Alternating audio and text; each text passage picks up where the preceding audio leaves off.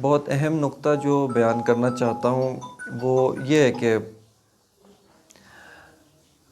آپ نے جتنی باتیں کی دوستان، چونکہ عموماً پچھلے سال جو تھا، اس سے پہلے کہ عامر بھائی مجھ سے رابطہ کرتے میں اسلام آباد آیا تھا، تو وہاں پر تقریباً 3 مختلف طبقات کے لوگ، یعنی ایک بندہ نہیں، ایک پورے طبقے کی ریپریزنٹیشن کرنے والے افراد میرے پاس آئے۔ ان میں سے ایک جو تھا وہ کیا نام ہے اپنا، وہیں اسلام آباد کے پروفیشنلز کے مسئول ابھی بھی ہیں، وہ بھی انہوں نے بھی رابطہ کیا تھا، جابر بھائی انہوں نے بھی رابطہ کیا تھا، ٹھیک ہے۔ اس کے علاوہ جو تھا مثال کے طور پہ سول ایویشن کے بعض 3-4 انجینئرز تھے، انہوں نے بھی رابطہ کیا۔ سب کا ایک مشترکہ جو تھا نا، وہ ہدف یہ تھا کہ ہمارے جوانوں کو شبہات کا جواب دیا جائے۔ یہ بہت اہم مطلب ہے جو آپ کی خدمت میں عرض کر رہا ہوں، اس کی طرف اگر توجہ کریں تو شبہات کا جواب دیا جائے، صحیح ہے نا۔ اور بہت تیزی سے مشکلات پھیل رہی ہیں، الحاد پھیل رہے، ان کا جواب دینا چاہیے، اور بہت اچھی بات ہے، واقعی جواب دینا چاہیے۔ لیکن یہ جو طریقہ کار ہے نا، اس میں بہت سارے مسائل ہیں۔ یعنی یہ جو ہماری سوچ ہے نا، کہ ہم ابھی جو ہے اس کو ایک مثال دوں نا، ہم ڈیفینسو پوزیشن میں ہیں، یعنی ہم نے اپنا مورچہ خالی چھوڑا ہوا ہے کہ دوسرے ہم پہ حملہ کریں، مغربی فلسفہ ہم پہ حملہ آور ہو، شبہات ایجاد کرے، اور ہم صرف جواب دے رہے ہیں۔ یعنی ہمارا کام کیا ہے کہ ہم نے دفاعی مورچہ سنبھالا ہوا ہے، جبکہ اسلامی فلسفے کے اندر اتنی قدرت اور طاقت موجود ہے کہ یہ مغربی فلسفے کو جڑ سے اکھاڑ کے ختم کر سکتا ہے۔ یعنی کھیل بالکل برعکس ہو جائے گا، ان کو جوابی حالت میں ہونا چاہیے، ہمیں تہاجمی حالت میں ہونا چاہیے۔ ابھی مسئلہ کیا ہے، توجہ کریں، مسئلہ ہمارے یہ ہے کہ ہمارے پاس جو ہے نا، جب آپ کہتے ہیں نا کہ مجھے شبہات کا جواب چاہیے، جواب مل جائے گا آپ کو، لیکن آپ کے ہاتھ میں کوئی ایک اسلامی فلسفے کا نظام نہیں آئے گا۔ آپ کے ہاتھ میں وہی اینٹ، بجری، ریت، سیمنٹ، یہ الگ الگ چیزیں۔ مثلا آپ کو آج بجری کی ضرورت ہے تو میں نے تھوڑی سی بجری آپ کو دے دی جواب کے طور پہ۔ آپ نے کہا کہ ایک شبہ پیدا ہوا ہے، میرے گھر کی چھت میں سوراخ ہو گیا، وہاں سے پانی لیک ہو رہا ہے، ٹھیک ہے نا، مجھے تھوڑی سی مثال کے طور پہ بجری چاہیے، سیمنٹ چاہیے، میں اس کو جو ہے نا شبہے کو دور کروں۔ جواب یہی ہوتا ہے، شبہے کا جواب کی جو حیثیت ہے نا، وہ یہی ہے کہ آپ کے گھر میں سوراخ ہو گیا، دشمن وہاں سے حملہ کر رہا ہے، آپ چاہتے ہیں کہ میں اس حملے کو کیا کروں، صرف روک دوں، لیکن آپ کے ہاتھ میں کوئی ایک سٹرکچر موجود نہیں ہے، کوئی عمارت موجود نہیں ہے، آپ کے ہاتھ میں کوئی ایک نظام موجود نہیں ہے۔ ہم یہاں پر انشاءاللہ تعالی خداوند متعال کی توفیق، امام زمانہ کا لطف و کرم ہمارے شامل حال ہو، تو اس کی اساس پہ ہم یہ کرنا چاہیں گے کہ ایک نظام بنا سکیں، تاکہ دیکھیں بہت سارے جتنی بھی آپ نے سوالات اٹھائے ہیں نا، یقیناً ان سب کا جواب ہم نہیں دے سکتے ان مختصر عرصے میں۔ یہ جو 6-7 دن کا عرصہ ہے، ٹھیک ہے نا، 6 دن کا عرصہ جو ہے، اس کے اندر یہ سارے کے سارے سوالات کا جواب نہیں دے سکتے۔ یہاں پہ اگر یہ کام کریں نا، کہ جیسے آپ ایک عمارت بناتے ہیں، جو اس کا نیچے کا جو انفراسٹرکچر ہوتا ہے، وہ جو اتنے مثال کے طور پہ فٹ زمین کھود کے ایک بنیاد جو ڈالی جاتی ہے، یہ بنیاد دیکھنے میں نظر نہیں آتی۔ مثال کے طور پہ آپ اس عمارت کے اوپر بیٹھے ہیں، کسی کو بھی نہیں پتا کہ نیچے کتنی مضبوط بنیاد ہے، کیا ہے۔ اوپر سے انسان کو کیا نظر آتا ہے، پینٹ ہے، سجاوٹ ہے، یہاں پہ مثال کے طور پہ روشنی ہے، لائٹ ہے، یہ چیزیں نظر آتی ہیں، اور انسان عموماً اسی کی تعریف کرتا ہے۔ لیکن عمارت ان چیزوں کے اوپر کھڑی ہوئی نہیں ہے۔ پینٹ، یہ اس کی سجاوٹ، اس کی خوبصورتی، یہ ثانوی حیثیت۔ یہ کھڑکیاں آپ نکال کے پھینک بھی دیں نا تو عمارت کبھی گرے گی نہیں۔ یہ عمارت کی بنیاد اس کا انفراسٹرکچر ہے، جو اس کی بنیاد ہے نا، اس کی جو فاؤنڈیشن ہے، صحیح ہے نا، اس کے نیچے جو آپ نے اتنے مثال کے طور پہ کئی وہ سیمنٹ بھرا ہوا ہے، وہ بجری بھری ہوئی ہے، وہ سب کچھ جو نیچے ڈالا ہوا ہے نا، جو نظر نہیں آتا۔ مثال کے طور پہ آپ سے کہا جائے کہ آپ آ کے مجلس پڑھیں، میں مثال دیتا ہوں، ہم بعض دوستان جو حوزوی دنیا سے تعلق رکھتے ہیں، یہ صرف و نحو پڑھتے ہیں، ٹھیک ہے نا، عربی گرامر پڑھی جاتی ہے مثال کے طور پہ، اور اس طرح کے علوم پڑھے جاتے ہیں، منطق پڑھی جاتی ہے، ٹھیک ہے۔ اگر کہا جائے کہ مجھ سے کہیں کہ آپ مجلس پڑھیں، اور میں نے صرف صرف پڑھی ہو، صرف نحو پڑھی ہو، اس کو تو مجلس میں کبھی بیان نہیں کروں گا۔ لیکن یہ وہ علمی عمارت کی بنیاد ہے، اگر یہ نہ ہوئی نا تو ایک انسان کی علمی شخصیت دھڑام سے گر جائے گی۔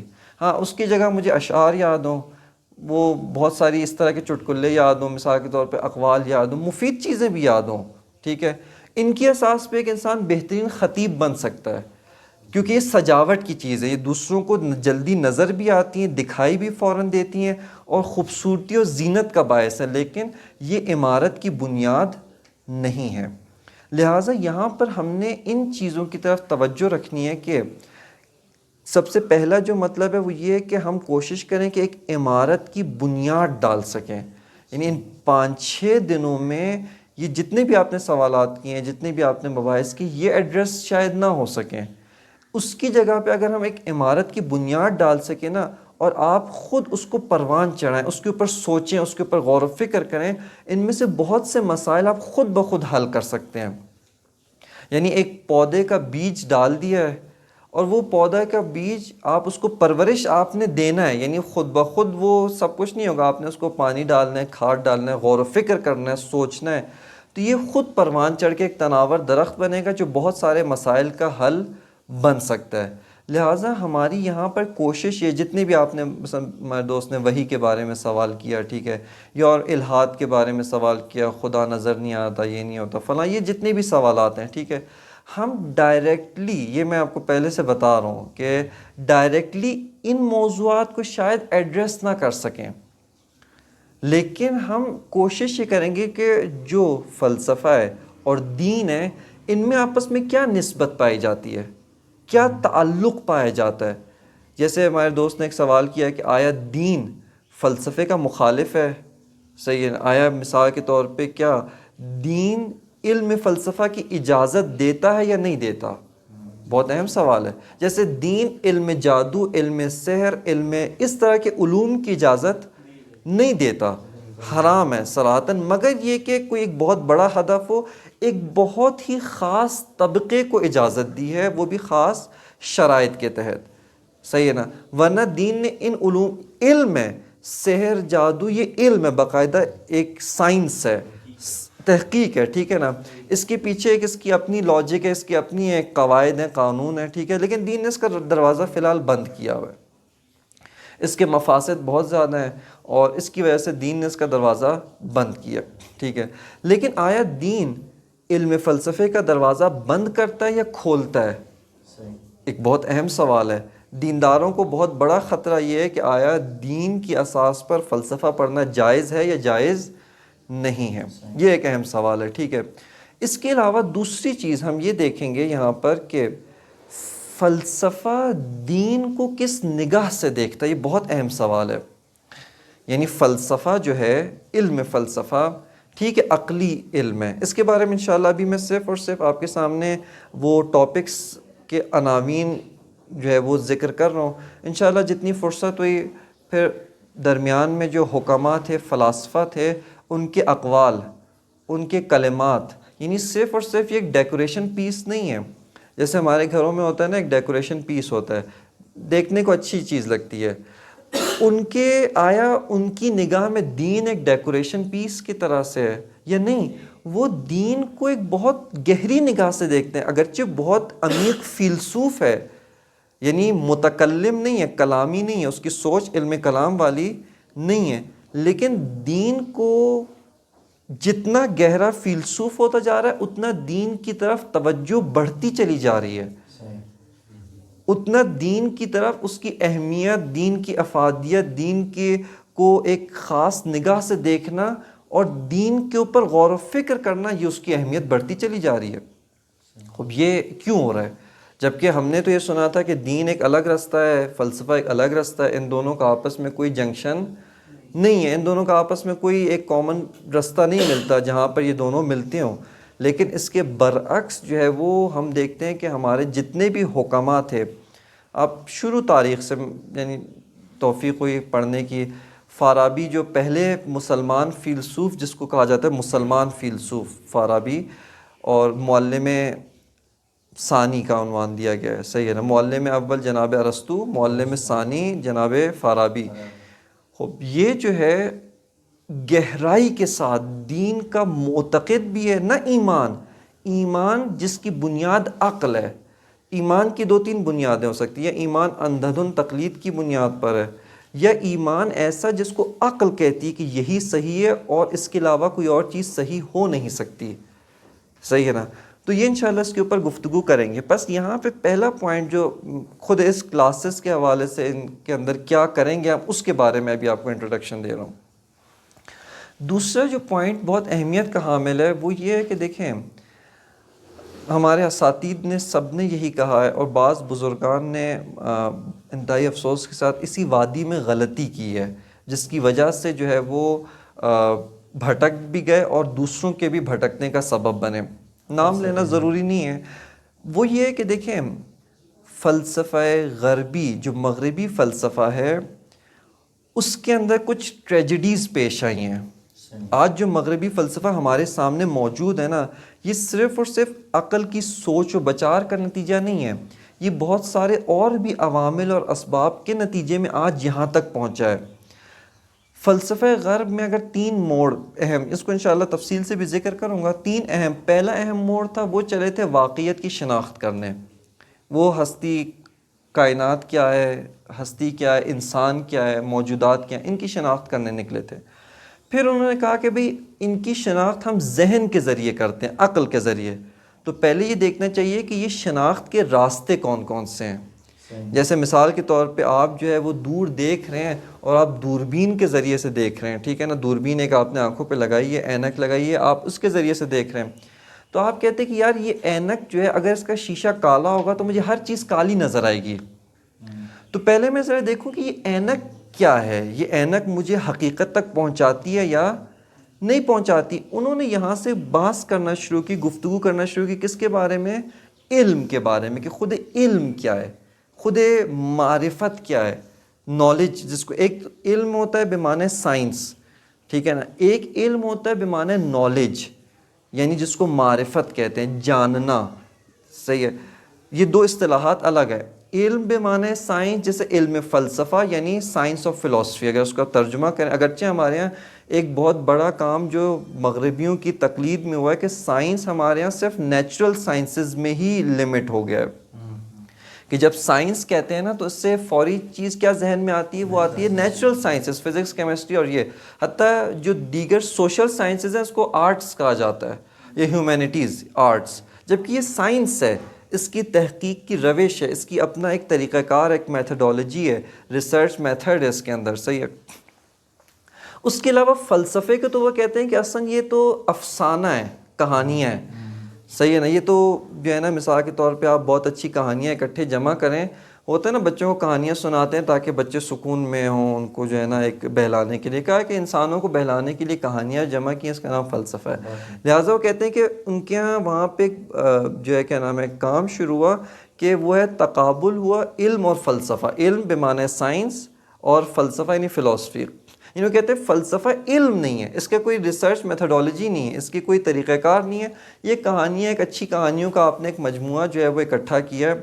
تو ایک مرتبہ علم بمعنی سائنس ہوتا ہے، ایک مرتبہ علم بمعنی نالج، یعنی مجھے معلوم ہے ابھی یہ دیوار سفید ہے، یہ علم ہے مجھے، یعنی علم ہے، یہ معرفت ہے کہ دیوار سفید ہے. مثال کے طور پہ مجھے یہ معلوم ہے کہ ابھی مثال کے طور پہ میں انسان ہوں، یہ ایک علم ہے. یہ علم ہے. علم کون سی ٹرمینالوجی کے مطابق؟ علم بمعنی نالج، علم بمعنی سائنس نہیں ہے. سمجھ رہے ہیں نا میری بات واضح ہوتی جا رہی ہے؟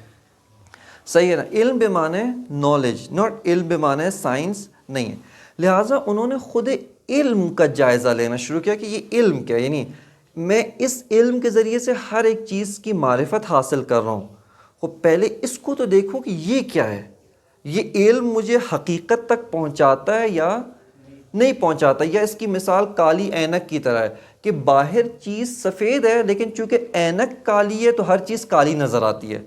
لہٰذا باہر حقیقت کچھ اور ہے، لیکن یہ جو اس کے ذریعے میں دیکھ رہا ہوں نا، اس کا رنگ کالا ہے تو یہ ہر چیز کو کیا دکھاتا ہے؟ کالا دکھاتا ہے. لہٰذا ان کے دوسرا فیز جو آیا وہ آیا کہ انہوں نے حقیقت کو چھوڑ دیا، علم کو پڑھنا شروع کیا، ٹول کو ایک انہوں نے مستقل طور پہ پڑھنا شروع کیا. یہ بہت بڑا انحراف ہے. تیسرا جو فیز آیا، جو ان کا ایک فلاسفر تھا وٹکنشٹائن، اس کے زمانے سے یا اس نے یہ کیا کہ اس نے کہا کہ علم تو زبان کے علاوہ کچھ بھی نہیں ہے. زبان یعنی یہ زبان نہیں، زبان یعنی لینگویج مراد ہے. صحیح ہے نا؟ یعنی ہم جو لینگویج یوز کرتے ہیں اس کے علاوہ. بس ان کے یہاں تیسرا جو فیز آیا فلاسفی. اب جو کہا جاتا ہے فلاسفی، اس کا مطلب کیا ہے؟ لینگویج کی شناخت، لینگویج کی پہچان. یعنی پہلے تھا فلاسفی کا مطلب یعنی حقیقت، واقعیت شناسی، ٹھیک ہے.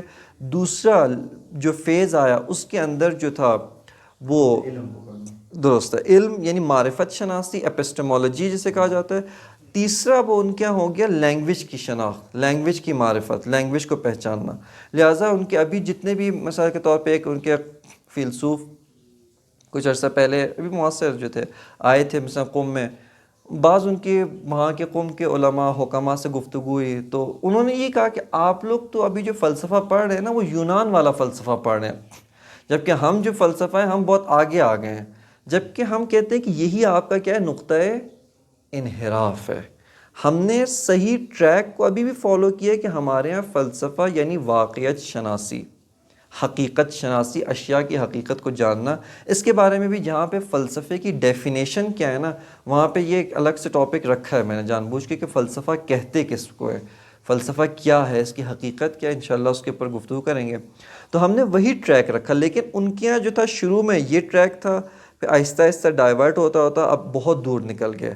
اب وہ کہتے ہیں حقیقت کو تو چھوڑو، حقیقت تک تو پہنچنا ممکن ہی نہیں ہے، علم کو بھی نہیں جان سکتے. اب کیا ہے؟ زبان کو پکڑ لیا انہوں نے. لہٰذا اور اس کے علاوہ اور بہت ساری ٹریجڈیز آئی ہیں، بہت ساری ٹریجڈیز آئی ہیں جس کے نتیجے میں یہ جو ہے نا ایک ہمارے سامنے ایک ملبہ جو ہے نا پڑا ہوا ہے. اب جو لوگ براہ راست فلسفہ غرب میں داخل ہوتے ہیں نا یہ بہت بڑا گمراہی کا سبب ہے. یعنی ہمارے اساتید جیسے ہے نا کہ کتب ضالہ یعنی جو گمراہ کرنے والی کتابیں ہیں ان کا مطالعہ کرنا جائز نہیں ہے. یعنی یہ فقہی حکم ہے کہ ایسی چیز جس سے آپ کو خطرہ ہو کہ میرا دین خطرے میں پڑ جائے گا، اس کو پڑھنا، اس کو سیکھنا، اس کے بارے میں غور و فکر کرنا ہمارے لیے جائز نہیں ہے. آپ اس کو اس کے اہل کے حوالے کر رہے ہیں. یعنی اسلام کا حکم کیا ہے؟ یا تو خود اہل بنیں، خود آپ اہلیت اپنے اندر قابلیت پیدا کریں، آستین چڑھائیں اور اس وادی میں کود پڑیں، ٹھیک ہے نا، کہ بھئی میں اہل ہوں، میں سمجھنا چاہتا ہوں، گہرائی تک پہنچنا چاہتا ہوں اور بسم اللہ. لیکن اگر اہل نہیں ہے، ٹھیک ہے، وقت نہیں ہے، تو یہاں پر دین نے کہا ہے کہ آپ ان چیزوں کو نہ پڑھیں، اس وادی میں نہ اتریں. فلسفہ غرب جو ہے تمام تر ہمارے اسلامی جتنے بھی اسکالرز ہیں، اسلامی جتنے بھی فلاسفہ ہیں، بیک زبان سب کا یہی کہنا ہے کہ آپ جو ہیں وہ اسلامی فلسفے کو پڑھے بغیر فلسفہ غرب میں داخل نہ ہوں، چونکہ آپ کو اس کے نشیب و فراز کا علم نہیں ہے. کیوں یہ کام ہوا، کیا چیز ہوئی. یعنی جب ایک دفعہ میں مثال دیتا ہوں آپ کو، آپ انسان ایک ٹریفک میں پھنسا ہوا ہوتا ہے نا، گاڑیاں ہیں بہت ساری ٹریفک میں، آپ بھی گاڑی میں بیٹھے ہیں، آپ کو نہیں پتہ آگے کیا ہوا ہے، آگے ایکسیڈنٹ ہوا ہے، آگے روڈ خراب ہے، آگے کیا ہے. لیکن آپ جب اوپر سے جا کر دیکھتے ہیں نا، اپنی گاڑی سے نکل کے ذرا چھت پہ جائیں نا، پوری روڈ کو دیکھ رہے ہیں، اب پتہ چلا اچھا ادھر یہ کام ہوا، ادھر یہ مسئلہ، ادھر یہ مسئلہ، ادھر یہ مسئلہ ہے. یہاں پر آپ کو معلوم ہو جاتا ہے کہ مسئلہ کیا ہے، مشکل کیا ہے اور اس سے بچنا کیسے ہے، اور یہ مشکل کیوں پیش آئی ہے.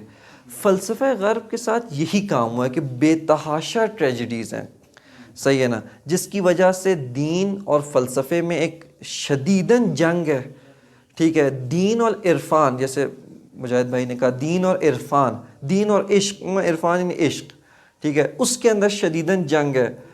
دین اور عرفان میں جنگ ہے، فلسفے اور عرفان میں جنگ ہے، اور فلسفہ اور فزکس اس کے اندر ایک شدید جنگ ہے. یعنی ایک حالت جنگ میں علوم آپس میں علوم کو لڑوایا ہوا ہے. جبکہ انشاءاللہ خدا نے توفیق دی ہم آپ کے سامنے بیان کریں گے اور آپ کی عقل بھی یہ قبول کرے گی کہ یہ سب کے سب ایک وحدت کی طرف جا رہے ہیں. یعنی ایک ہی، جیسے میں دوست نے کہا، ایک ہی حقیقت کو مطالعہ کرنے کے ڈفرینٹ ڈائمنشنز ہیں.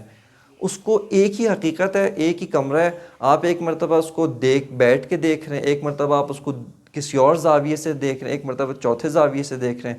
خوب وہی حقیقت جب مختلف انداز سے انسان کے سامنے کشف ہوتی ہے نا، تو اس حقیقت کا جو ایک جامع تصور ہے، اس کا ایک جو جامع کانسیپٹ ہے، وہ انسان کو حاصل ہوتا ہے، واضح ہوتا ہے. صحیح ہے.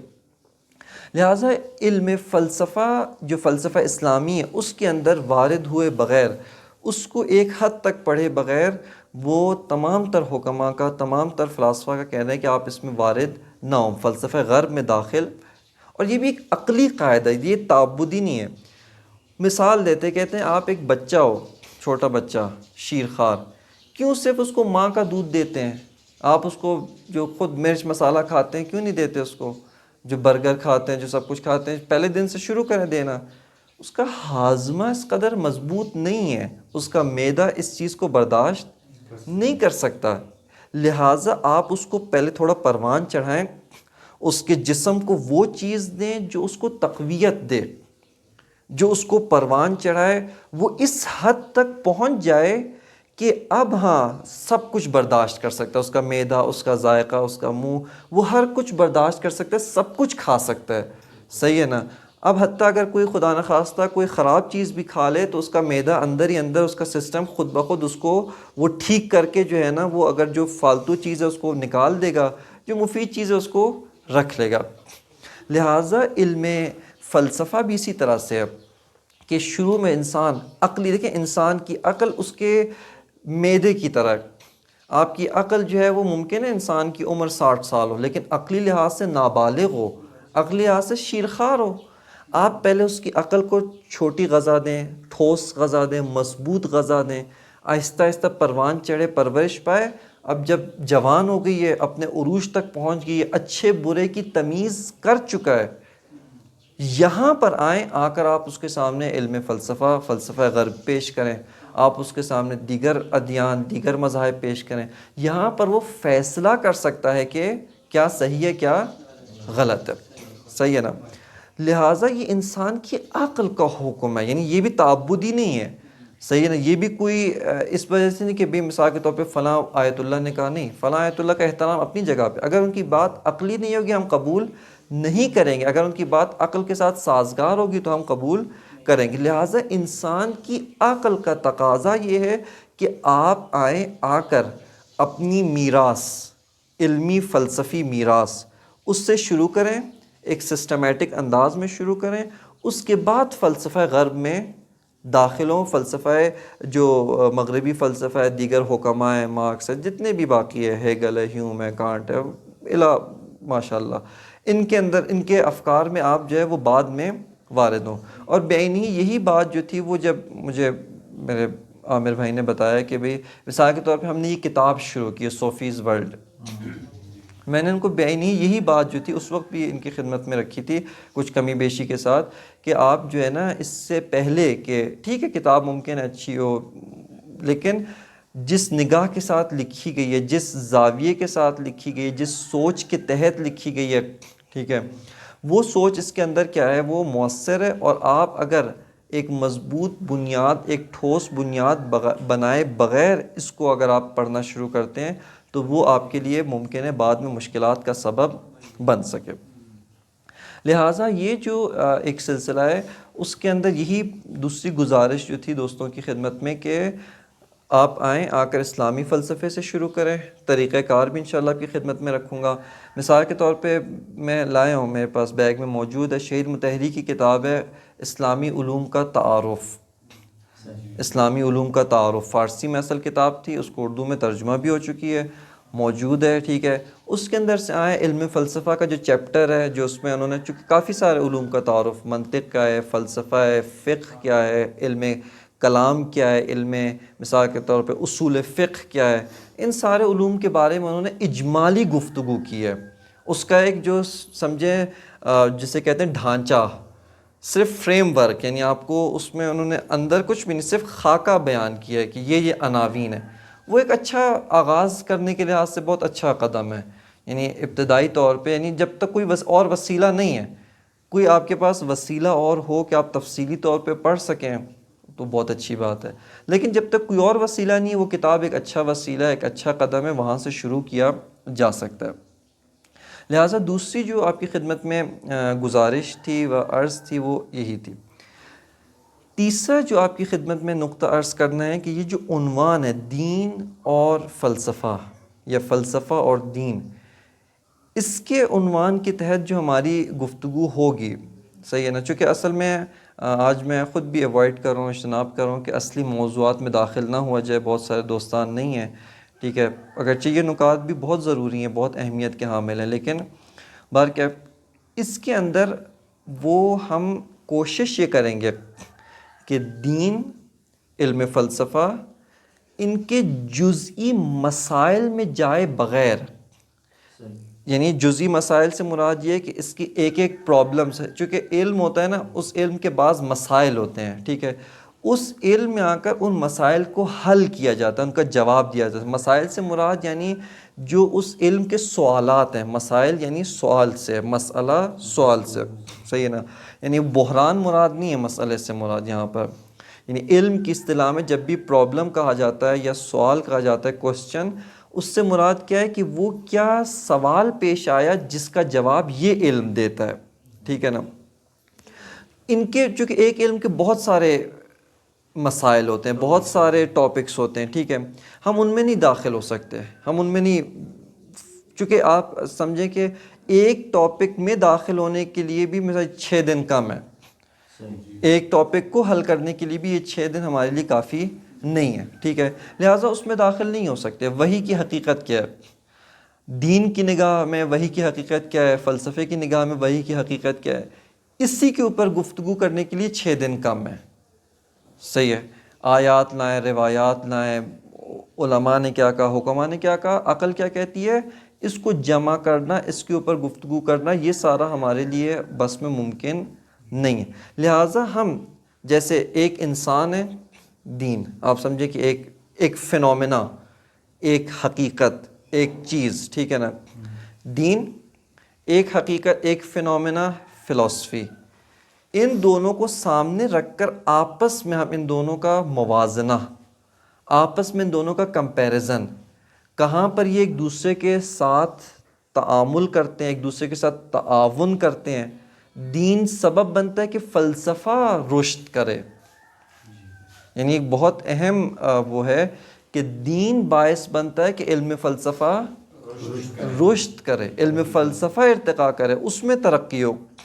بہت سی جگہ پہ فلسفہ آتا ہے اور دین کے لیے نئے میدان کھول دیتا ہے، صحیح ہے، لہٰذا یہ ان دونوں میں آپس میں اس طرح کا جو ہے وہ تعلق پایا جاتا ہے، اس طرح کا ان میں آپس میں تعاون پایا جاتا ہے۔ مثال کے طور پہ ایک انسان ہے، یعنی یہیں پہ ایک حدیث آپ کی خدمت میں عرض کرتا ہوں، ایک شخص آتا ہے امام معصوم کے پاس، آ کر پوچھتا ہے کہ انسان کے اوپر حجت کیا ہے، صحیح ہے، امام فرماتے ہیں عقل، تمہاری عقل جو ہے تمہارے اوپر حجت ہے۔ یہاں پر امام نے نہیں فرمایا میں حجت ہوں، میں امام حجت ہوں، نہیں، امام فرماتے ہیں عقل جو ہے وہ تمہارے اوپر کیا ہے، حجت ہے، یعنی جو اتھارٹی ہے جس کے تحت تم بات مانو گے، جس کی اطاعت کرو گے، وہ عقل ہے۔ یہ حتیٰ آپ یہاں پر دیکھ لیں کہ اصول کافی کو کھولیں نا، یہ بہت بڑی بات ہے، یعنی جو اصول کافی کی ترتیب ہے، پہلا چیپٹر ہی کتاب العقل والجہل ہے، عقل کے مقابلے میں جہل ہے، جبکہ علم کے مقابلے، علم یعنی پڑھائی، جسے ہم آج کہتے ہیں یعنی لرننگ، یعنی جسے کہتے ہیں نا، عموماً جہالت کہتے ہیں یہ آدمی بڑا جاہل ہے، یعنی یہ اسکول نہیں پڑھا ہوا، ہاں، یعنی اس نے کلاسز نہیں پڑھی۔ دین کی نگاہ میں اس کو جہل نہیں کہتے، دین کی نگاہ میں جہل عقل کے مقابلے میں، ٹھیک ہے، دین کی نگاہ میں جو آدمی مکتب، مدرسے سے مراد اسکول ہے، کوئی بھی تعلیم پڑھا ہوا ہو نا، یہ انسان پڑھا لکھا ہے، عالم علم حاصل کیا ہوا ہے۔ جو غیر پڑھا لکھا ہے وہ امی ہے، صحیح ہے نا، وہ امی ہے، وہ اپنی اصلی حالت پر باقی ہے، ٹھیک ہے، یعنی وہ ایک لا علم انسان ہے۔ پہلا چیپٹر ہی جو انہوں نے جناب مرحوم کلینی رحمۃ اللہ علیہ نے کتاب اصول کافی کا پہلا چیپٹر ہی قرار دیا، وہ کتاب العقل والجہل ہے۔ اس کی آپ پہلی حدیث اٹھائیں، سب سے پہلی حدیث، بہت خوبصورت حدیث، کہ خداوند متعال نے عقل کو خلق کیا، عقل سے کہا کہ تشبیہی زبان ہے. اب یہ بھی ایک الگ موضوع ہے کہ دین کی زبان کیا ہے، بہت وسیع ٹاپک ہے. خدا نے مثال کے طور پہ حکم دیا کہ دور جاؤ، عقل دور جاتی ہے، پھر کہا کہ قریب آؤ، عقل قریب آ گئی. خداوند متعال نے عقل کی تمجید میں جو کلمات بیان کیے نا کہ تمہارے ذریعے اشیاء کی معرفت حاصل ہو سکتی ہے، تمہارے ذریعے سے میں جو ہوں وہ چیزوں کی پہچان کرواتا ہوں، تمہارے ذریعے سے ثواب دوں گا، تمہارے ذریعے سے عقاب دوں گا، تمہارے ذریعے سے یہ چیزیں. اس کے بعد دوسرا، جہل کو بھی خدا نے خلق کیا. جہل کو کہا دور جاؤ تو وہ پیچھے گئی، دور ہو گئی، لیکن جب کہا کہ قریب آؤ تو اس نے اطاعت نہیں کیا. صحیح ہے. خب یہ تشبیہی زبان ہے، یعنی خداوند متعال نے بھی اطاعت کا جو ترازو بنایا نا وہ عقل کو قرار دیا. اور اسلام، دین اسلام کے امتیازات میں سے کہ یہ وہ دین ہے جو جاویدان ہے، جو تا قیام قیامت باقی رہے گا، اس کے بعد کسی اور دین کی ضرورت نہیں ہے. دین جاوید ہے، دین خاتم ہے. کیوں دین خاتم ہے؟ کیوں دین جاوید ہے؟ کیونکہ عقلانی دین ہے. یہ عقلانی دین ہے. مسیحیت بھی جو حضرت عیسیٰ لائے تھے وہ دین عقلانی دین تھا. وہ تو ان کے بعد تحریف ہوئی، وہ تو ان کے بعد جو ہے اس کی بھی انشاءاللہ خدا نے توفیق دی ایک مختصر سا تاریخچہ کہ کیا ہوا. اس کے اوپر بھی آغا صاحب کی جو کتاب ہے، آغا سید جواد نقوی صاحب کی اسلام اور سیکولرزم، اس کے اندر ایک ٹاپک میں آغا صاحب نے مکمل طور پہ ایک اچھی سیر حاصل بحث کی ہے وہاں پر کہ مسیحیت میں عقل اور دین کی جنگ کیسی ہوئی، کیا حالات پیش آئے، کیا چیزیں پیش آئے. خب ایک ہوتے ہوئے بھی تین ہونا، جو تثلیث کا نظریہ، تین بھی ایک ہے، وہ واضح سی بات ہے، اس کو انسانی عقل قبول نہیں کرتی. اگر ایک ہے تو تین نہیں ہے، تین ہے تو ایک نہیں ہے. ٹھیک ہے. اور اس کے علاوہ جو ان کے غیر عقلانی جو ان کے نظریات تھے. لہٰذا یہاں پر ہماری جو کوشش ہوگی، جو ہمارا کام ہوگا، جو ہم کرنا چاہتے ہیں، یہ آپ کے سامنے ایک میں نے آؤٹ لائن رکھا ہے، ایک آپ کے سامنے جو ہے نا خاکہ رکھا ہے کہ ان 5-6 دنوں میں ہم کیا کریں گے، اس کا ایک روڈ میپ، ایک نقشہ آپ کی خدمت میں رکھا ہے کہ اس نقشے کے مطابق چلیں گے. اور باقی دیکھیں نتیجہ انشاءاللہ خداوند متعال کے ہاتھ میں ہے کہ جدھر تک ہماری بات پہنچتی ہے، جدھر تک جو ہے وہ گفتگو پہنچتی ہے. تو یہ 3-4 نکات جو تھا وہ میں ضروری سمجھتا تھا کہ آج پہلے دن جو ہے نا یہ 3-4 نکات ذکر ہوں، ان کے بارے میں بات چیت ہو، اور اس کے اوپر خود دوستان بھی غور و فکر کریں اور اس کے مطابق جو ہے وہ آگے چلیں. یعنی اس کے بعد بھی انشاءاللہ اپنا علمی سفر جاری رکھیں. شہید مطہری رحمۃ اللہ علیہ کی کتابیں اسلامی فلسفے کے عنوان سے بہترین کتابیں ہیں. مثال کے طور پہ عدل الہی بہت خوبصورت کتاب ہے. اور اس سے پہلے اسلامی تصور کائنات شہید کی کتاب ہے، فوق العادہ کتاب ہے. یعنی جتنی اس کی تعریف کی جائے کم نظیر کتاب ہے، کم نظیر کتاب ہے. یقین مانیں یہ ان کتابوں میں سے جس کے بارے میں خود مقام معظم رہبری دامت ظل عالی نے یہ فرمایا کہ یہ ان کتابوں میں سے جس کا مباحثہ کرنا ضروری ہے. صرف ایک مرتبہ مطالعہ کافی نہیں ہے. آپ بیٹھیں، پڑھیں ایک پیراگراف، ایک چیپٹر، ایک صفحہ، 2 صفحہ، اور باقاعدہ اس کے اوپر ڈیبیٹ کریں، گفتگو کریں، اس کی اساس پہ آگے بات چیت کریں. ٹھیک ہے. اور یہ اردو میں ترجمہ بھی ہو چکی، 2-3 ترجمے ہوئے ہیں. ایک ترجمہ جو تھا وہ خانہ فرہنگ نے کیا تھا، اس کا اسلامی تصور کائنات پر ایک نظر، اس عنوان سے، گرین رنگ کی جلد ہے، اس عنوان سے جو ہے وہ ترجمہ ہوئی ہے. ایک ترجمہ نہیں معلوم کس نے کیا ہے، میں نے نہیں دیکھا، لیکن اسلام اور کائنات اس عنوان سے جو ہے وہ ترجمہ ہوئی ہے کتاب جو ہے نا. لیکن یہ جو ہے فارسی میں اس کا عنوان ہے مقدمہ بر جہان بینی اسلامی. اسلامی جو آئیڈیالوجی، اسلامی جہان بینی ہے، اس کا مقدمہ ذکر کیا ہے. خود آئیڈیالوجی میں داخل نہیں ہوئے، لیکن وہ مقدمہ اتنا ذی قیمت ہے، اتنا یعنی کم نظیر ہے، اتنا بے نظیر مقدمہ ہے کہ واقعاً فوق العادہ ہے. اس کے بعد شہید مطہری کی کتابیں، یہ ایک روٹ ہے، ایک سلسلہ ہے. ایک اور سلسلہ یہ ہے کہ مجھ سے عامر بھائی نے بھی ایک دفعہ میسج بھی کیا انہوں نے کہ بھئی مثال کے طور پہ چونکہ حوزات علمیہ میں جو علم فلسفہ پڑھایا جاتا ہے، بالخصوص شیعہ حوزے میں، یہ بھی ہمارا مکتب تشیع کا ایک بہت بڑا امتیاز ہے. جو دیگر مکاتب میں نہیں ہے. واقعیت کے ساتھ میں آپ کی خدمت میں عرض کر رہا ہوں کہ کوئی توہین کا پہلو نہیں ہے اس میں. یقین مانیے کہ کوئی ایک کسی کی شان گھٹانا نہیں ہے, کسی کی کوئی وہ کرنا نہیں ہے مقصود نہیں ہے, کسی کی دل آزاری مقصود نہیں ہے. لیکن دیگر مکاتب اسلامی کے اندر عقلانی پہلو مفقود ہے, نہیں ہے عقلانی پہلو, ان کے اندر فلسفی پہلو نہیں ہے. لیکن یہ مکتب تشیع کا یعنی اسلام کا جو عنوان آغا صاحب کے بقول اسلام کا جو اصلی چہرہ مکتب تشیع ہے, اس کا طرہ امتیاز ہے, اس کا جو ہے کیا نام ہے. باقی مکاتب میں آپ جائیں, جیسے بعض مشکلات جو آپ کو یہاں پیش آئیں وہاں پہ بہت زیادہ پیش آتی ہیں. مثال کے طور پہ ہمارے ایک استاد تھے اہل حدیث, اسکول کے ٹیچر تھے. اب آپ ان سے جو بھی سوال پوچھیں وہ حدیث کے ذریعے آپ کو خاموش کرا دیں گے. وہ حدیث اب عقل اس کو قبول نہیں کرتی, آپ کے پاس اس کی کوئی سائنٹیفک ایکسپلینیشن نہیں ہے, کوئی لاجیکل آپ کے پاس اس کی ایکسپلینیشن نہیں ہے, میں کیسے مان لوں. اور بہت سارے ہمارے دوستان اسی وجہ سے ان سے بہت زیادہ نالاں بھی تھے. تو ان کے یہاں جو ہے وہ ان کے حوزات علمیہ میں یہ پہلو نہیں پایا جاتا. لیکن الحمدللہ چونکہ مکتب اہل بیت کی تعلیمات, بالخصوص مکتب اہل بیت کی تعلیمات, امام صادق علیہ السلام کے پاس ایک شخص آتا ہے مفضل, اس کو آپ نے پورا ایک سمجھیں کہ ایک مختصر کتابچہ مثال کے طور پہ 100 صفحے کے قریب حدیث کا مضمون ہے, جس میں صرف امام نے عقلانی طور پہ گفتگو کی ہے, اس کے ساتھ عقلی طور پہ اس سے بات چیت کی ہے. اور یہ مثال جو ہمارے دوستان فزکس پڑھتے ہیں, ٹھیک ہے نا, چونکہ اس کے اندر امام نے فزکس کی بہت ساری باتیں کی ہیں.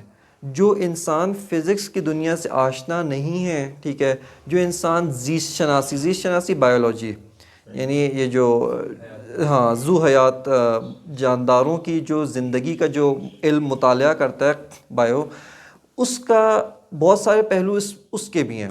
اسی طرح ایسٹرولوجی یعنی یہ جس کو اختر شناسی کہتے ہیں, یعنی ستاروں کا کیا نظام ہے. ایک تو وہ ہمارے ہاں بدنام ہو چکا ہے ستارے نجومیوں کے ہتھے چڑھ کے نا, وہ جبکہ یہ علم ہے, یہ باقاعدہ ایک علم ہے, سائنس ہے, اس کی اپنا ریسرچ میتھڈ ہے, ایک قواعد ہیں, ضوابط ہے. من پسند چیز نہیں ہے کہ میرا دل چاہتا ہے تو میں یوں کر دوں, میرا دل چاہتا ہے تو فلاں کر دوں, نہیں, باقاعدہ ضوابط اور قواعد ہیں. اس کی اساس کے اوپر امام نے بہت ساری اس کے متعلق چیزیں بیان کی ہیں, صحیح ہے. اسی طرح ایک اور ملحد آتا ہے امام صادق علیہ السلام, چونکہ آپ کا جو زمانہ تھا اس میں بہت سے لوگ دیگر مکاتب سے, دیگر ادیان سے اسلام کی طرف آ رہے تھے, ایک مناظراتی فضا بہت زیادہ تھی. تو یہاں پر امام نے کہیں پہ بھی نہیں کہا چونکہ میں امام ہوں بس میں نے کہہ دیا لہٰذا پتھر پہ لکیر ہے, نہیں. امام نے اس کے ساتھ ایک گفتگو کی ہے, ایک امام نے اس کے ساتھ بحث کی ہے. وہ ملحد کہتا ہے اس کے ساتھ ایک لمبی چوڑی امام نے گفتگو کی ہے. جو اگلا چیپٹر ہے کتاب التوحید اصول کافی کا, اس کے اندر یہ بہت ساری احادیث موجود ہیں. اسی طرح ہمارے بہت بڑے محدث شیخ صدوق علیہ الرحمہ, انہوں نے کتاب لکھی توحید الصدوق, اس میں یہ ساری احادیث جو توحید کے متعلق ہیں وہ اکٹھی کی ہیں. اور ہمارے بہت سارے اساتید کے بقول اس کتاب کو درس دینا, اس کو تدریس کرنا ہر ایک کے بس کی بات نہیں ہوتی. فقہی احادیث پڑھانا آسان ہے, علم فقہ بہت عظیم علم ہے. دوبارہ کہنے کا مقصد ہے کہ کسی علم کی توہین کرنا کوئی مقصود نہیں ہے, کوئی کسی علم کی, کسی عالم کی, لیکن ایک علوم میں آپس میں ترتیب ہے, ایک علوم میں آپس میں نظام ہے, ایک سسٹم ہے, ٹھیک ہے نا. خوب یہ کتاب پڑھانا ہر ایک کے بس کی بات نہیں ہوتی.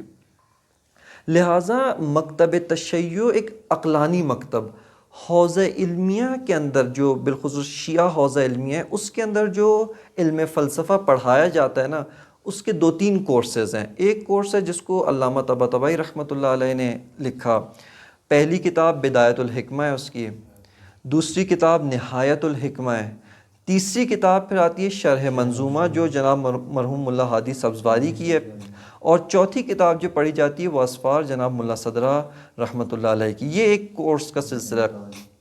اس کے بعد معاصرین میں سے یعنی ابھی کچھ ہی سال پہلے علامہ مصباح یزدی رحمۃ اللہ علیہ, بہت عظیم گراں قدر شخصیت ہے, فلسفے میں ایک بہت بڑا نام ہے, انہوں نے ایک کورس ڈیزائن کیا تھا.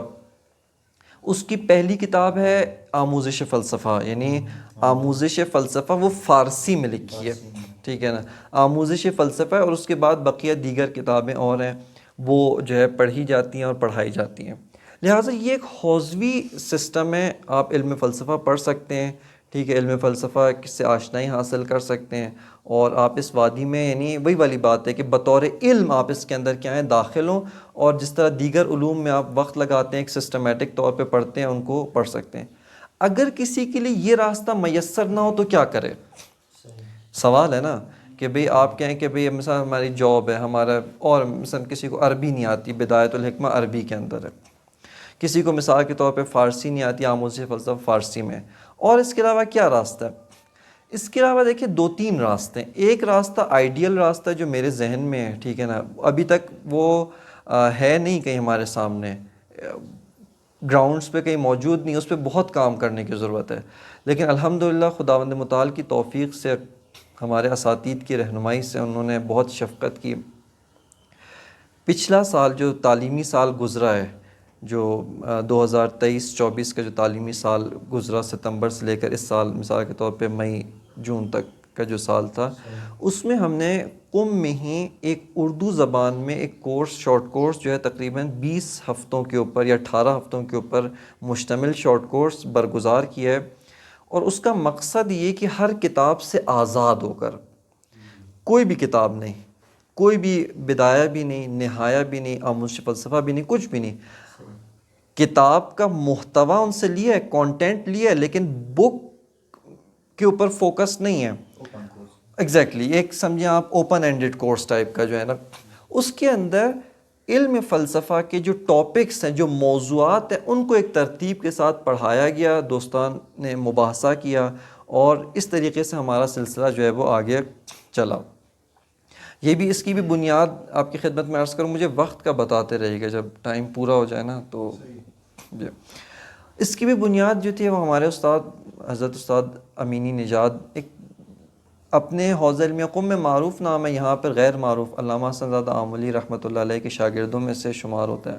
آیت اللہ جوادی آملی حافظ اللہ سے بھی انہوں نے کافی استفادہ کیا. تو انہوں نے یہ کورس کیا، اور انہوں نے جو ہے نا یہ پہلے خود تدریس کیا، خود ایک جیسے کہتے ہیں کرکس، ایک سمری، تمام فلسفے کا نچوڑ، جو مثال کے طور پہ ایک عالم کی 20 سالہ زندگی ہے، اس نے جو پڑھا پڑھایا، جو کچھ سمجھا ہے. اب اس سے کہا جائے کہ بھئی ساری کتابیں الگ رکھو، ایک نچوڑ مجھے بتاؤ، خلاصہ بتاؤ کیا ہے فلسفہ. صحیح ہے نا. یہ انہوں نے پڑھا، پڑھایا اور تدریس کی. ان کی ریکارڈنگز فارسی زبان میں موجود ہیں، جو استفادہ کرنا چاہیں. ان کے مخاطبین کون تھے؟ یونیورسٹی کا طبقہ تھا، اسی طرح انجینئرس، یعنی جو غیر حوزوی طلاب تھے، میجورٹی ان کی ہوتی تھی، اکثریت ان کی ہوتی تھی. جو غیر حوزوی طبقہ تھا ان کی اکثریت اس کے اندر شامل تھی. تو انہوں نے پڑھا، پڑھایا، اس کا ایک باقاعدہ سسٹم تدوین کیا پہلے دوستان. اب اس کا شارٹ کورس اس طریقے سے منعقد ہوتا ہے کہ دوستان جو ان کے دروس ہیں سنتے ہیں، اس کے بعد ان سے واجب ہے، الزامی ہے کہ اس کا مباحثہ کریں آپس میں. اس کے بعد تیسرا مرحلہ ہوتا ہے، وہ کلاس کا ہوتا ہے 1.5 گھنٹے کی کلاس، معذرت 3 گھنٹے کی کلاس. 3 گھنٹے کی کلاس کو تقسیم کیا ہے 2 حصوں میں.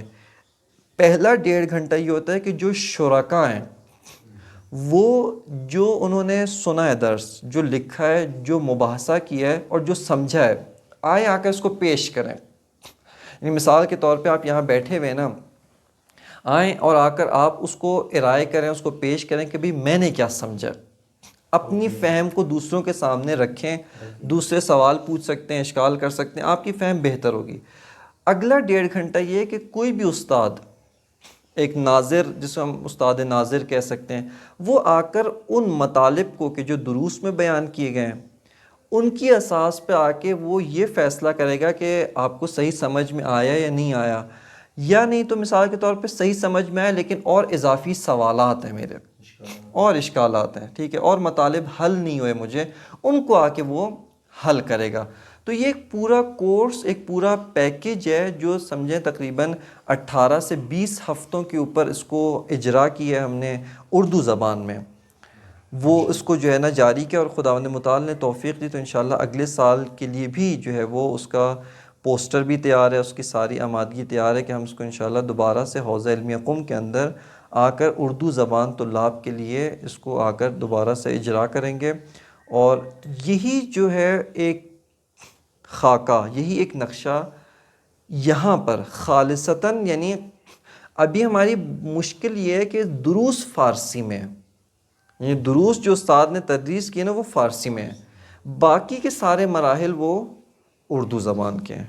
دوستان مباحثہ بھی اردو میں کرتے ہیں، وہ سیشنز بھی اردو میں ہوتے ہیں. ٹھیک ہے، یہ ایک مرحلہ ہے کہ ایک کوئی موقع ہمیں ملے ہم آ کے ان دروس کو بھی اردو میں ہی تدریس کریں، اردو زبان میں ہی ان دروس کو تدریس کیا جائے، پورا ایک سٹرکچر، ایک ڈھانچہ جو ہے وہ تدریس کیا جائے.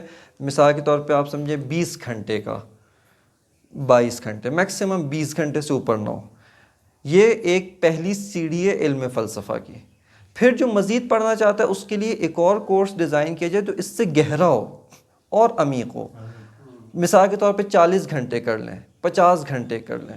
ٹھیک ہے، وہ کورس ہو جو 50 گھنٹے کا ہو، جس کے اندر علم فلسفہ اسلامی جو ہے مزید گہرائی میں، مزید عمق کے اندر، مزید اپنی باریکیوں کے ساتھ اس کو کیا کیا جائے، پڑھایا جائے اور اس کی تدریس ہو کتاب سے آزاد. یعنی یہ ان کے لیے کہ جو یونیورسٹیز کے طلاب ہیں، جو مثال کے طور پہ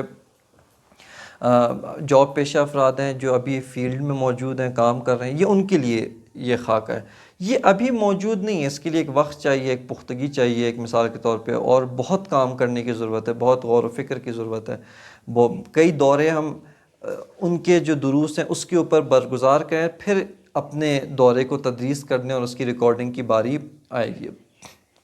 خب یہ ایک آپشن ہے. تیسری آپشن ایک آسان ہے کہ شہید مطہری رحمۃ اللہ علیہ کی کتابوں سے استفادہ کیا جائے.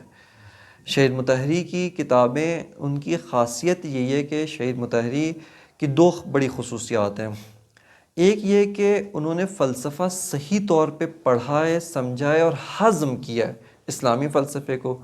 دوسری خاصیت، یہ خاصیت اور بہت سو میں موجود ہے، معاصرین میں سے بہت سے موجود ہے، لیکن دوسری خاصیت جو بہت کم لوگوں میں موجود ہے، اور وہ ہے کہ انہوں نے صحیح طور پہ منتقل بھی کیا ہے.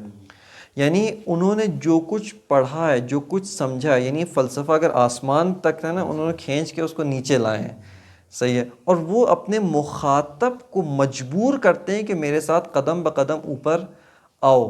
یعنی اس طرح سے نہیں ہے. وہ ایک لطیفہ بھی ہے، لطیفہ یعنی حقیقت نما لطیفہ. حضرت آیت اللہ جوادی عاملی حافظ اللہ تعالیٰ ایک تقریر کر رہے تھے، درس دے رہے تھے، تو پیچھے سے ان کے ایک بندہ کھڑا ہوتا ہے، وہ کہتا ہے، اشارہ کرتا ہے، یعنی قبلہ آپ کی بات بہت اونچی، تھوڑا نیچے آئیں. تو وہ ہاتھ سے اشارہ کرتے ہیں کہ آپ اوپر ہیں. صحیح ہے نا. یہاں پر درست روش کیا جو شہید مطہری نے استعمال کی ہے کہ وہ یہ کہ خود نیچے آتے ہیں لیکن اس لیول پہ رکتے نہیں، اگلے کا ہاتھ پکڑ کر اوپر لے کر آتے ہیں. یعنی اس کو ایک دفعہ یہ کہ میں اپنے لیول پہ ہوں، وہ اپنے لیول پہ، اس کو کہتا ہوں تم اوپر آؤ. ٹھیک ہے، لیکن ایک دفعہ یہ کہ میں نیچے جاتا ہوں، بہت سے لوگ نیچے جاتے ہیں تو اس نچلے لیول پہ ہی رک جاتے ہیں. یہ ایک مشکل ہے. شہید مطہری کی خاصیت یہ ہے کہ وہ نیچے جاتے ہیں، اس کا ہاتھ پکڑ کر اوپر لے کر آتے ہیں، اس کو اپنے لیول کے اوپر لے کر آتے ہیں. یہ شہید مطہری کی خاصیت ہے کہ جو کم نظیر ہے، بہت کم. یعنی آج شہید کی شہادت کو تقریباً سمجھیں کہ 1981 میں، 80 یا 81 میں، مجھے صحیح یاد نہیں ہے، لیکن اس میں شہید کی شہادت ہوئی تھی. تو آج ان کی شہادت کے تقریباً جو ہے 40 سال سے زیادہ کا عرصہ گزر چکا ہے، اور ان کے آثار، ان کی کتابیں ابھی بھی پرانی نہیں ہوئیں، ان کی طرف توجہ کی جا رہی ہے. جبکہ آپ یہ سوچ لیں کہ ہزاروں مفکرین ہیں، ہزاروں علماء ہیں. یعنی ایک یونیورسٹی میں یہی ہوتا ہے نا، ایک حوزہ علمیہ قوم جو ہے، ایک دو تو عالم اساتید نہیں، ہزاروں اساتید ہیں.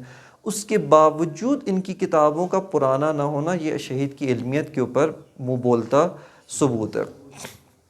آپ شہید کی کتابوں سے شروع کریں. پہلی کتاب کے جو میری اپنی نگاہ میں بہت اہم کتاب ہے، یہی اسلامی تصور کائنات پر ایک نظر. ہاں، یا اسلامی علوم کا تعارف. یہ خوبصورت، صحیح کہا آپ نے، اسلامی علوم کا تعارف. اس کے اندر علم فلسفہ جو ہے، یہ میرے بیگ سے عامر بھائی نکال دیں اگر کتاب، یہ جو ہے نا ابھی دوستوں کے سامنے، یہ پہلی اس میں نہیں، پہلی زپ میں نا موجود ہے اسلامی علوم، تاکہ دوستان دیکھ بھی لیں، آشنا بھی ہو جائیں. اللہم صلی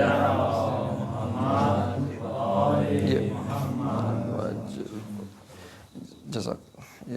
یہ کتاب ہے اسلامی علوم کا تعارف جو ہے نا، اس کے اندر مختلف شہید نے علوم بیان کیے ہیں، ٹھیک ہے، آغاز کیا علم اسلامی کیا ہوتا ہے، یہاں پہ شہید نے خود ایک، ہم اس کے اوپر انشاءاللہ گفتگو بھی کریں گے کہ اسلامی علم کیا ہوتا ہے، ٹھیک ہے نا، علم منطق اسلامی علم ہے نہیں ہے، علم فلسفہ اسلامی علم ہے نہیں ہے، اسلامی علم کیا ہوتا ہے، یہ ٹاپک ہم نے رکھا ہے، شہید سے استفادہ بھی کیا ہے۔ اس کے بعد آ کر جو ہے مثال کے طور پہ لاجک کیا ہے، منطق کیا ہے، اس کو جو حوزات میں یہاں سے علم منطق شروع ہوتی ہے اس کے اوپر وہ جو ہے بحث کرتے ہیں، ٹھیک ہے۔ اس کے بعد سے آگے جا کر ممکن ہے بہت ساری چیزیں آپ کو سمجھ میں نہ آئیں، یہ ایک جو ہے وہ یہاں سے علم فلسفہ جو ہے نا، باب دوم جو ہے اس کتاب کی ترتیب کے مطابق باب دوم فلسفہ ہے، اور یہاں پہ شہید علم فلسفہ کیا ہے کیا نہیں ہے اس کے بارے میں، پھر فلسفے کا مختلف فلسفے، اسلامی فلسفے میں بھی علم فلسفہ 3 ادوار سے گزرا ہے، ٹھیک ہے نا، فلسفہ مشا تھا، فلسفہ اشراق، فلسفہ حکمت مطالعہ، یہ کیا ہے اس کا تعارف۔ اس کے بعد آ کر شہید بالکل عنوان کے طور پہ جو ہے نا علم فلسفہ کے مسائل، کچھ مسائل کے ٹاپکس ذکر کرتے ہیں، ٹھیک ہے نا، وجود کیا ہے، ہستی کیا ہے، وجود اور ماہیت کیا ہے، اس کے بارے میں مثلا وجود کی تقسیمات کیا ہیں، وجود ذہنی ہوتا ہے، خارجی ہوتا ہے، واجب ہے، یہ ساری اس کے بارے میں شہید نے بیان کیا۔ اصطلاحات سے آشنائی کے لحاظ سے بہت اچھی کتاب ہے، واقعی اچھی کتاب ہے۔ اس کے بعد سے پھر جو ہے نا اسلامی تصور کائنات پر ایک نظر ہے، اور پھر باقی جو ہے عدل الہی ہے، یہ موضوعات ہیں۔ تو یہ ایک تیسرا راستہ ہے کہ جو ہمارے پاس، آپ لوگ کے پاس فی الحال دستیاب ہے، کہ اس کے اوپر آپ جو ہے نا وہ کام کر سکتے ہیں۔ تو یہ جو ہے وہ بعض گزارشات تھیں جو آپ کی خدمت میں رکھنا ضروری سمجھتا تھا۔